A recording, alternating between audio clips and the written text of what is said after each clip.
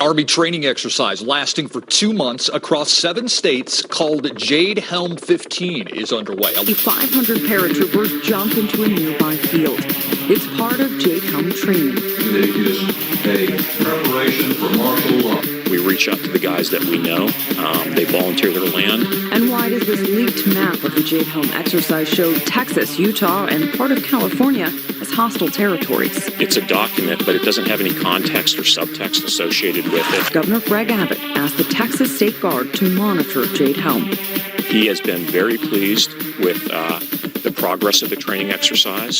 The U.S. military is planning an unprecedented training exercise this summer called Operation Jade Helm 15 across 7 states. Speculation about why the military wants to train in American communities instead of military bases is fueling a growing number of theories across the internet and social media.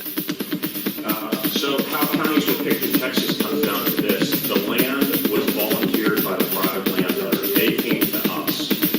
Okay? They are not getting any reimbursement for volunteering their land. Says Big Spring landowners paid to accommodate Jade Helm. This is a quote from the mayor, Larry McLeland.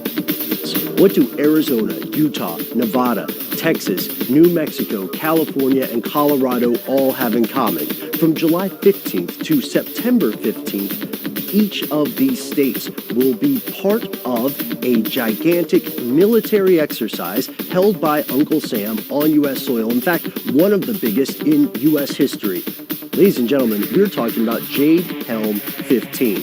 You will hear people saying that this is secretly a program to institute martial law, especially the rumor that these unused Walmarts were going to be staging areas or FEMA collection camps, and that there were underground tunnels. There are disturbing things. We should say that out of those 7 states we just named, only 5 are going to be part of these active military operations, having soldiers and special forces assets on the ground. And according to official accounts, what they are doing is training for future overseas operations.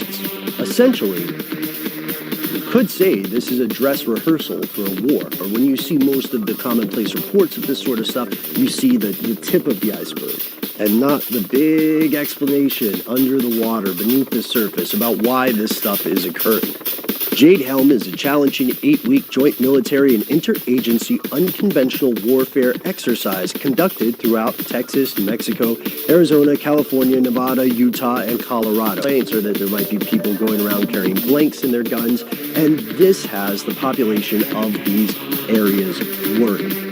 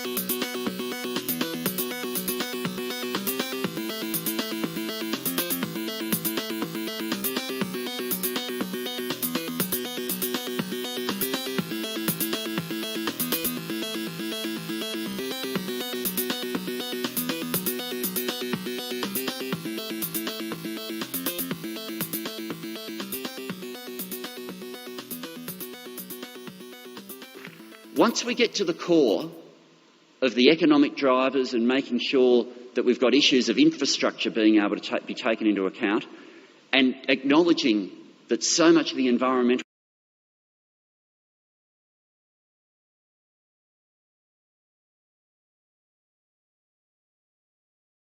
footprint isn't about our total number, but it's about where we live and how we live, sustainable communities.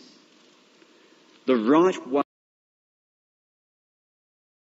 way to deal with population policy is not through an arbitrary and ultimately senseless debate about total numbers. Coalition's very prepared to support policies that ensures a greater spread of the population and supports regional areas. But we shouldn't kid ourselves that happens overnight.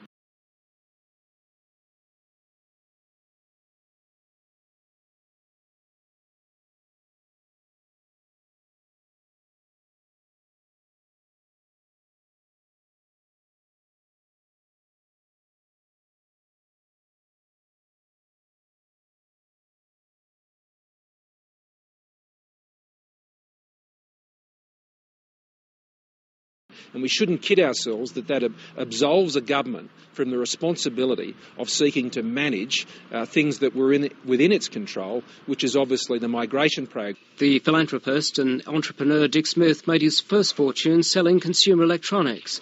He rode waves of economic growth. Now he wants to get off.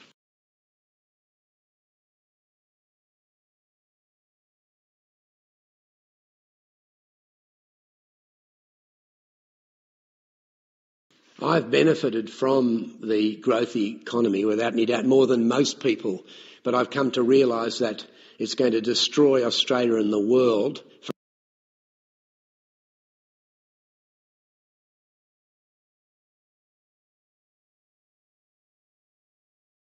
for our children and grandchildren. I think it might have focused on population growth in the next decade at least, to be more specific about that.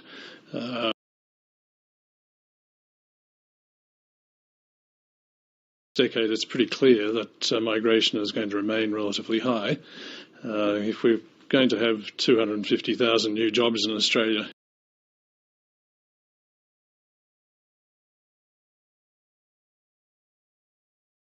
each year, and the domestic labour supply will at best produce about 100,000 of those. Throughout Australian history, migration has been driven by labour demand in Australia. And there are periods in Australia, and sometimes long periods in Australia, where migration was close to zero because there was very little labour demand in Australia. So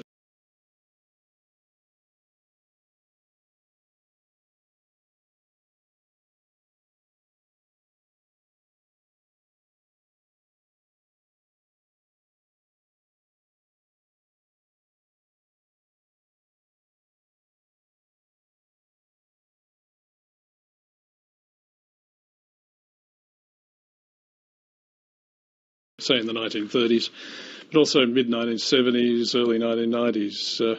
But we're now in a period of very strong labour demand, and we can expect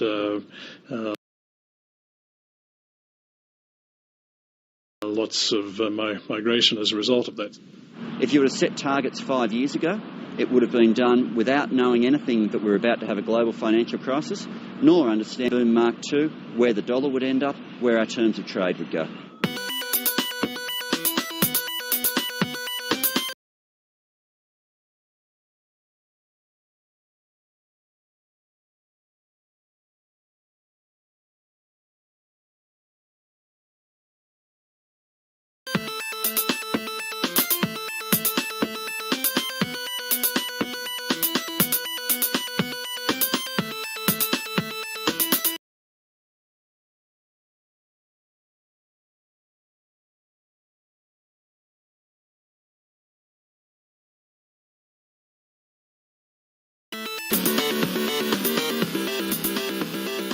So what defines China's policy?